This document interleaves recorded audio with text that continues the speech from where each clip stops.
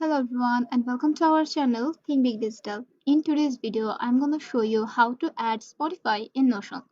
So in first step, you just need to open any browser and go to the Spotify.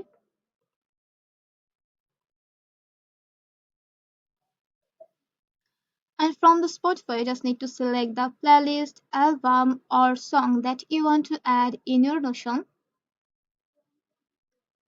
And here you can see these three dot options. Simply tap on this option and you can see this share option. And from here, you just need to copy the link. And once you copy the link, simply go to your Notion app and select the page where you want to add this Spotify link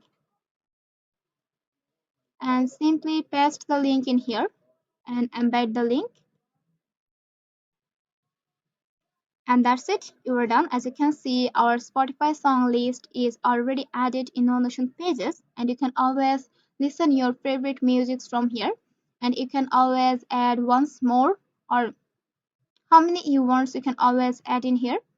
And that's all for today's video. Hope this video finds you helpful. Let me know in the comment sections if you have any confusion and keep in touch with us.